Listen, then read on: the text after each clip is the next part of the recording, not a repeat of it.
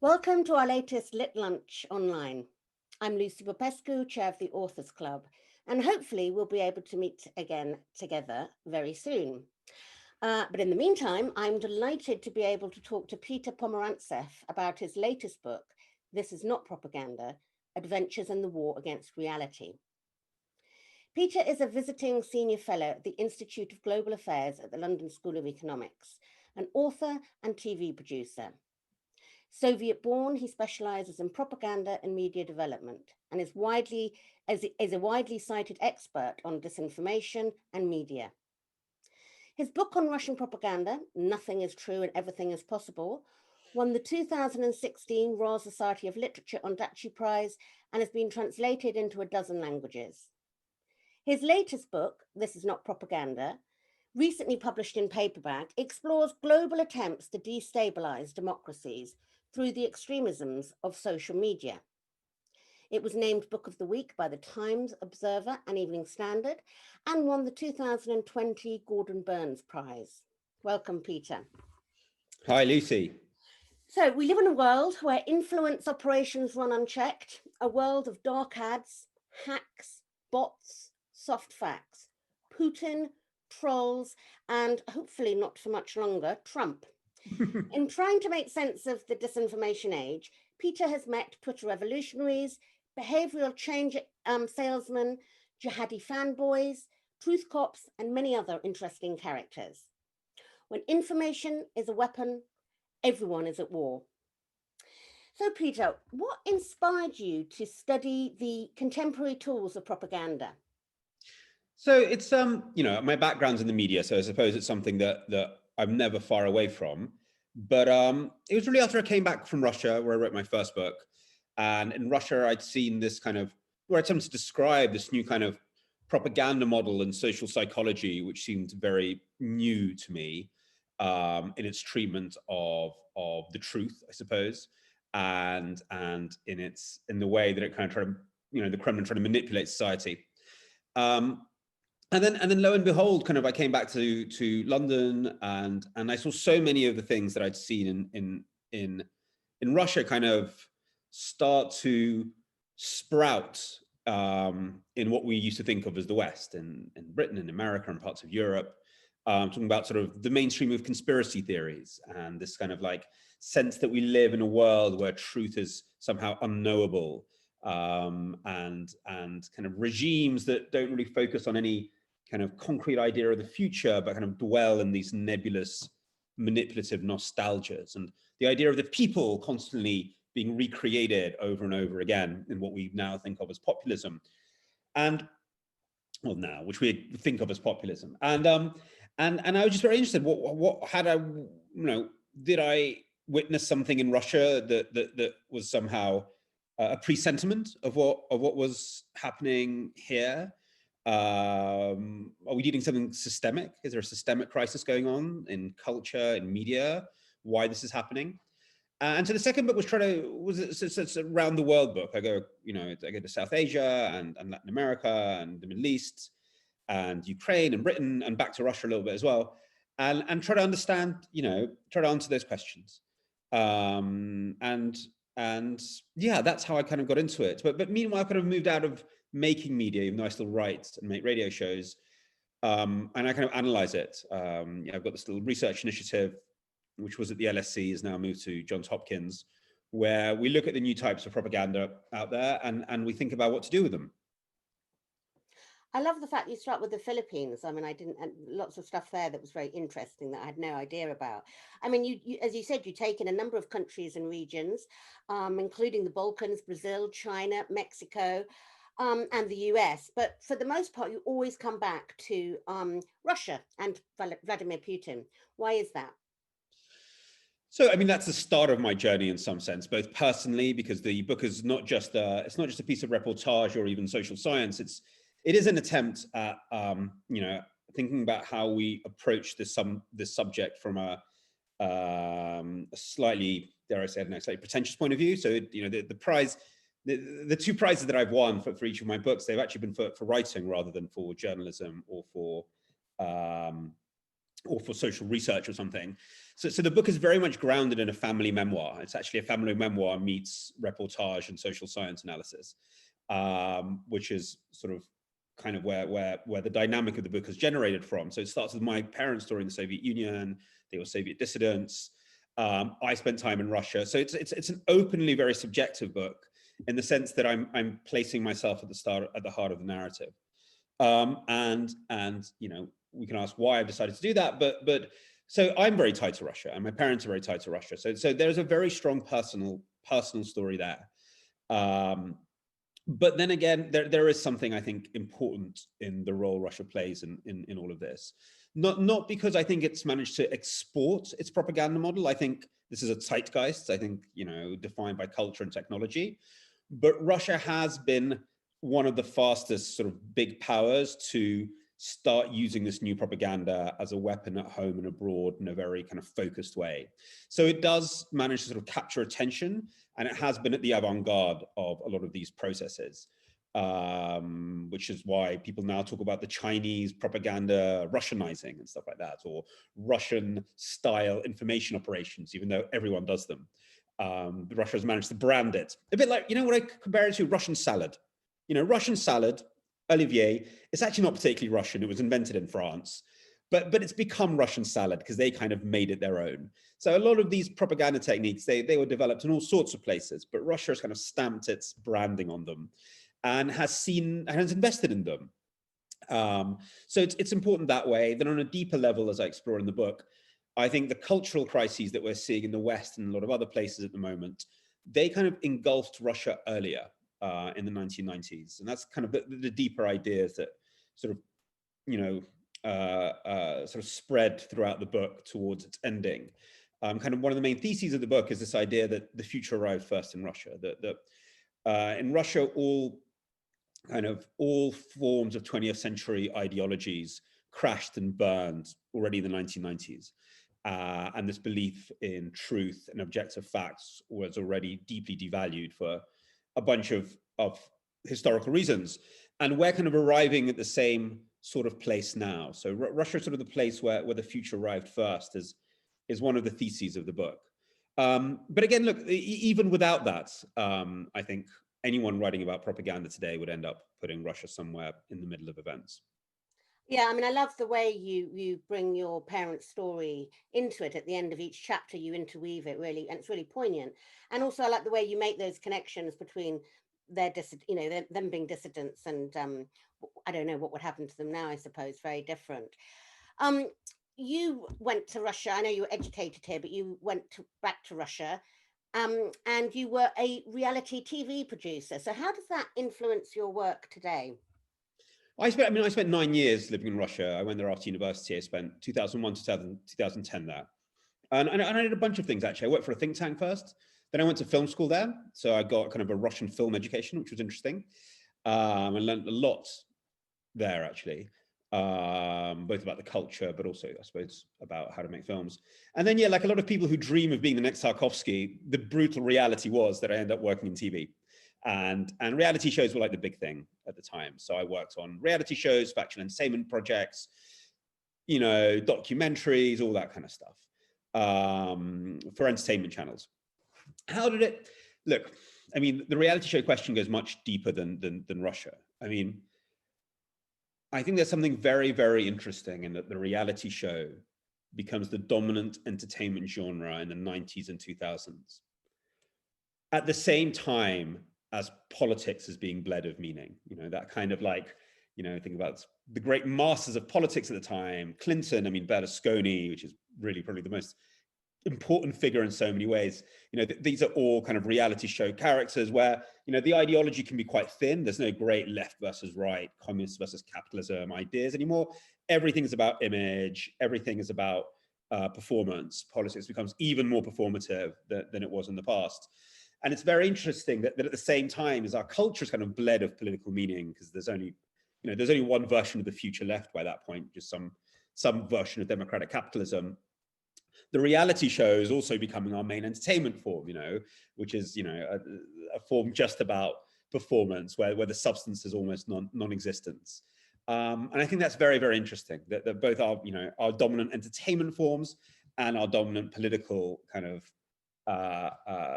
political ideologies or non-ideologies become more and more performative. And at the end of the day, of course, you have the full crossing of that with Donald Trump, who's a reality show character who works really by a reality show logic in his behavior and the way he generates self-scandals, in the way that he generates attention, in the way there's kind of nothing there once you kind of piece it out as well. That was kind of the ultimate moment when this reality show star became a a president of the US. But in Russia already, they were very, very aware of that, politics was so much about entertainment and celebrity. And Putin was really created like a media celebrity. He was kind of a no one when he came into power. And he was really created through this kind of, through his spin doctors and propagandists into this sort of media entertainment show. Much closer to celebrity than to cult, the cult of the leader. And there's been a big switch from a Stalinist cult of the leader to Putin, who's a celebrity, which is something slightly different. And of course, Berlusconi, I think, who was a hero to Putin in many ways. It was Berlusconi who told Putin that if it's not on TV, it doesn't exist. There's even a Russian satirical play called Berlusputin, where Berlusconi and Putin get into a car crash and are fused into one person. And of course, because the Kremlin could control TV, they managed to make kind of all of TV a one huge show around the idea of Putin. Not even Putin the character, the idea of Putin is always there, even if he's not on screen. So I think that was very, that was very interesting. I mean, Putin's early main propagandist for a long time, Surkov, he would apparently go to reality shows all the time to sort of like find out how they're being made, what's the latest techniques, how can you use that in propaganda. So very, very aware of, power as a reality show. So that was very interesting. But again, I think something that's happening everywhere at the same time, whether it's in Italy, in America, in Russia. But then many of the leaders you mentioned now and in your book, they're all men of a certain age. Yes, Why yes, they are. That's a very good point. That's a very good point. That's a very, very good point. They are, aren't they? Especially in this new generation of sort of what we call populists. Bolsonaro, Orban, Trump, Duterte, Putin. You're quite right. They are men of a certain age. I don't know. I mean, the easiest thing to say was that what they all have in common is nostalgia. I mean, ideologically, they're actually very different. But Putin, Duterte, Bolsonaro, Orban, all of them are nostalgists. So, I suppose it's easy to see them as symbols of a kind of a waning patriarchal order or something. So there could be something of that. But also there could be something that, in the kind of propaganda these guys wield, but I think this propaganda resonates because it's what a lot of people feel. They're kind of messages that we live in a confusing world. We live in a world where you can't work out the truth, where everything's topsy-turvy, where all the old values are going, where all the old traditions are going, where all the old certainties are going, where all the old jobs are going. In that crazy, chaotic world, and a lot of people feel this, and a lot of people feel that anxiety of today's world. You need a big, strong, bullying bloke. That's kind of their pitch, a little bit. They're not saying they're, very few of them say they're they don't claim to be moral. They don't claim to be uncorrupt. If anything, they kind of like, they kind of can be quite boastful about their own cynicism and their own corruption. But they're like, in this crazy world where all the old certainties are gone, where, if you're in Hungary, Brussels won't bail you out in 2008 after the financial crash. If you're in Brazil, all the dreams of social reform have kind of like hit the edge. If you're in the Philippines, the gap between rich and poor is growing. In this kind of world where all the promises of democratization have either collapsed or hit a wall, then you need some big, tough bloke to sort it out. So I think there might be something about that as well. But what's also contributed to the increase in just amoral people producing disinformation, weaponizing social media, and working in the troll factories? Yeah, that was one of the questions that really kind of like struck me as well. Like, what goes through the minds of people creating all these new disinformation campaigns? And it's very interesting, you know, I interviewed people at different levels, and I looked at various academic studies interviewing people. I mean, the people at the top, well, I talked to the guy who was behind the Brexit digital campaign, Putin's propagandists, guys in Latin America, like all over the place. I mean, they do see themselves as artists. You know, they are actually fascinating to talk to, because they do see the world as this kind of, they are fascinated by the questions of what motivates people, what drives people. You know, they ask the same kind of questions that a theater director would ask. And they see themselves as I think, a little bit as artists, though of course they're completely amoral, which I think is you have to be in that job. And they see us as their kind of canvas, which is, they don't think of people as people. That's all. The usual excuse is, if it wasn't me, somebody else would do it. You know, this is the way of the world, is the kind of excuse. But as you move down, it gets very interesting, sort of what kind of excuses people make for themselves. A lot of people gamify it. And I think social media lets you do that. Is like, I am just launching a hate campaign against a critical journalists online. It doesn't matter. It's a game. They use the language of games quite a lot. You know, they're like, you know, the game was on, you know, so many hits.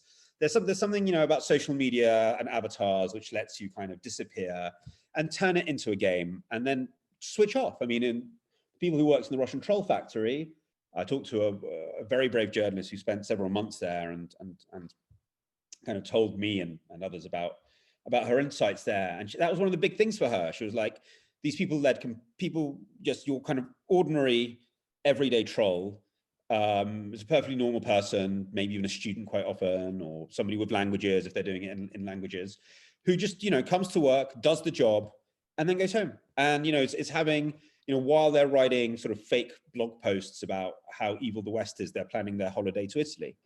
And they just, you know, they just completely impersonalize it.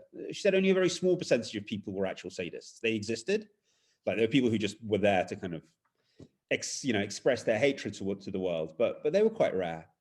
So I suppose social media makes that easier. I mean, I think there was always a lot of people ready to do it, especially in societies where there's not much choice, which makes the excuse much easier. But I do think social media makes it so much easier, because you're behind an avatar. You never really see the person that you're attacking. It's all very virtual. And so yeah, so I think social media does make that easier. And what in your research, if anything, has surprised you? Nothing. I'm so jaded by the world.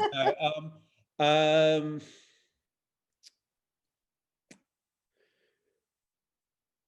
surprise, I suppose that's a very good question. I suppose once you've got to the end of the book, you know, and you're past the surprise bit, the surprise or the discovery was a very kind of conceptual one, in the sense that this is a systemic crisis. We see the same patterns and the same techniques happening in the Philippines, Latin America, Middle East. So we are dealing with something systemic. It can seem that we're in chaos, that we live in this world of chaos, but actually the problems are very, very systemic, to do with technology and a certain cultural crisis. And kind of the book was all about that. Can I tease out the kind of the structure behind the chaos? And it does come down to some very kind of axiomatic issues. You know, in the 20th century, we had kind of this definition of what entailed a democratic information environment, as opposed to an authoritarian one. So freedom of expression, pluralism, marketplace of ideas. And now all these kind of ideas have been turned upside down. As I show in the book, freedom of expression is used to suppress people. It's used to sort of drown them out. Sort of censoring opposition, you know, drown them out with bots and trolls and cyber militias. But that's not against freedom of expression. We have pluralism, tipping into polarization. And the metaphor of a marketplace of ideas seems quaint in a world of kind of mass disinformation. So it's a systemic crisis. It really is. And once you realize that, then you can start understanding why we're struggling so much to deal with it. We don't actually have a philosophical, legal, or kind of strategic response. And once you realize that, and towards the end of the book, I don't propose concrete solutions, but I do kind of say which way we have to go. What are the questions we have to solve?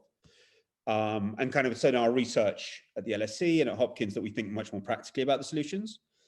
But that was the journey of the book, really. And I didn't know that at the start. I wasn't sure.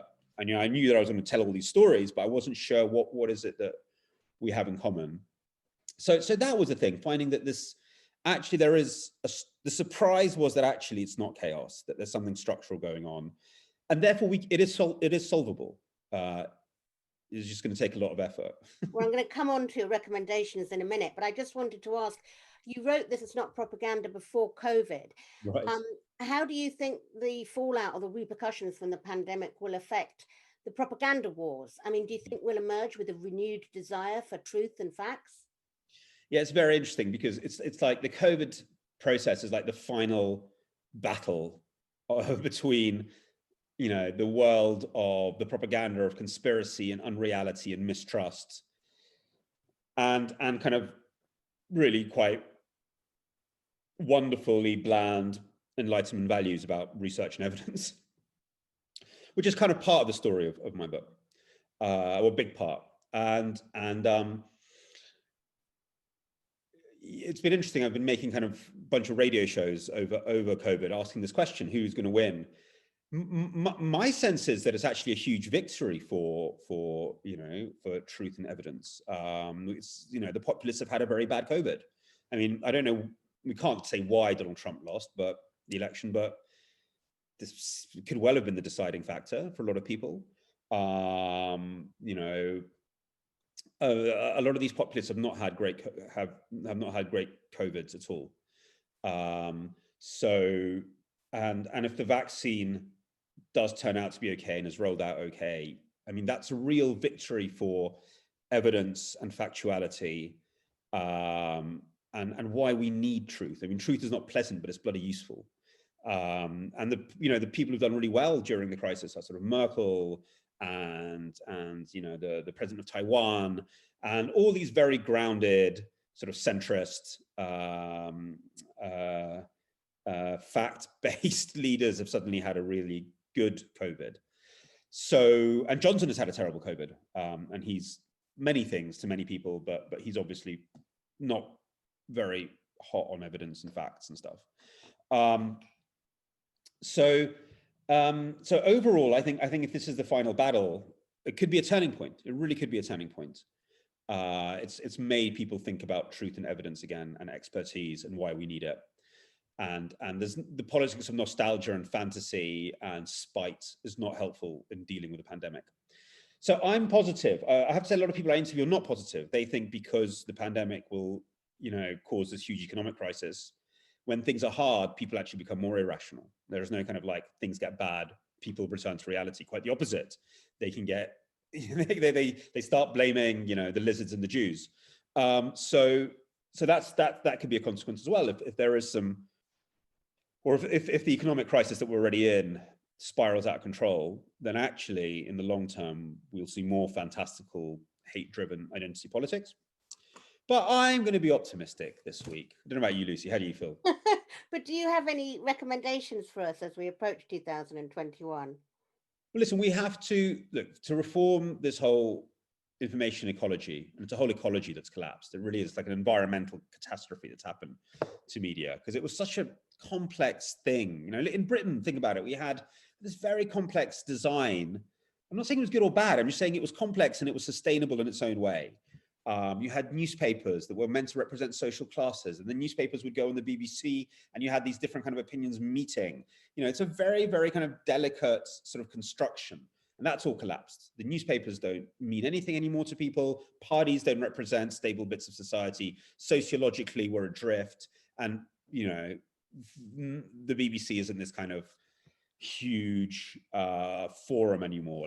A whole generation is just ignoring it, especially younger people. So we're fracturing, and our kind of idea of a common public sphere is melting in front of our eyes. So to fix it again, that's what we're talking about. We're talking about kind of the need to renew the public sphere, which is something we always took for granted, I think. What do we need for that? The most important stuff is not actually like the fights about the BBC charter and stuff like that. Most important fight at the moment is the regulation around tech, around online.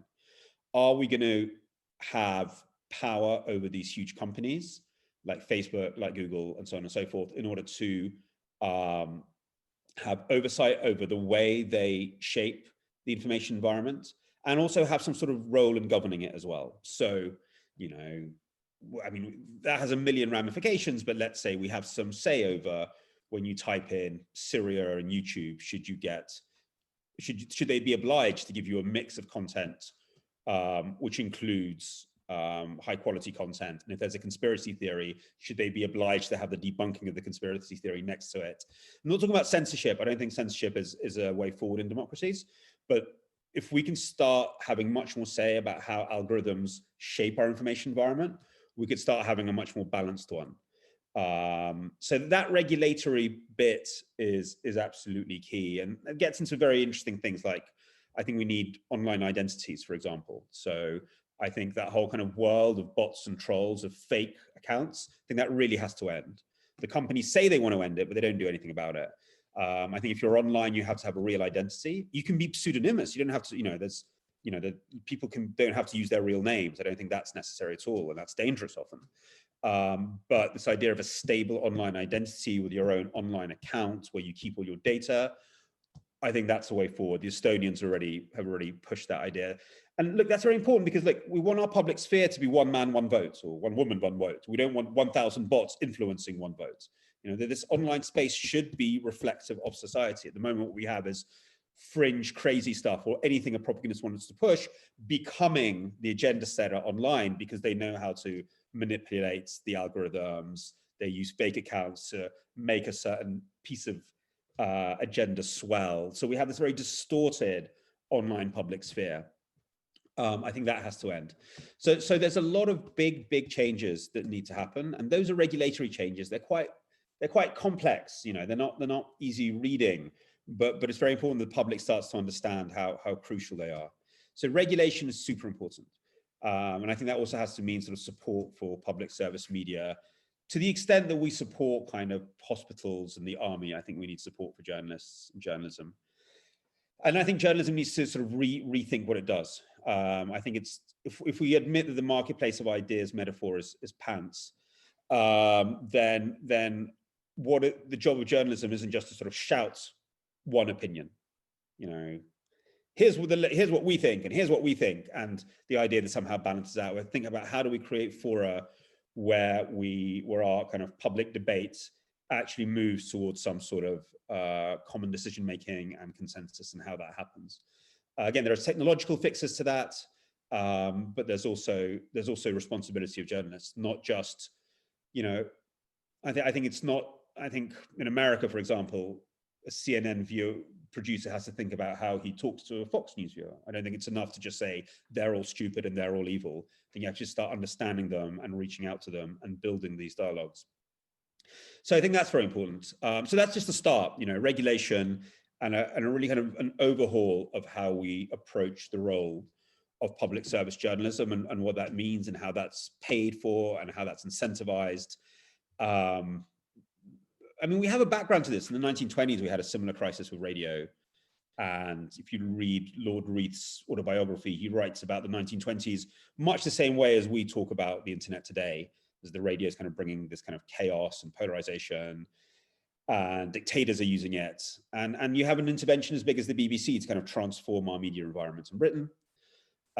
We need interventions of that size. I mean, we need structural changes to a structural crisis. Well, don't worry, the book is not like this. The book is fun stories. This is with my LSE sort of Johns Hopkins hat on, going all kind of like regulatory reform. The book is not, all these ideas are implicit in the book, by the way. They are there, but the book is very much a book of stories. So please don't worry if you don't want to read a media studies volume. No, it's a terrific. It won't be that. Don't worry. Yeah, no, I do urge everyone. It's been really great talking to you. Both of your books are a wonderful read, really engaging and really accessible. But thank you for giving us those insights, and good luck with the next venture. Thank you, Peter. My pleasure. Thank you, Lucy. Bye. Bye-bye.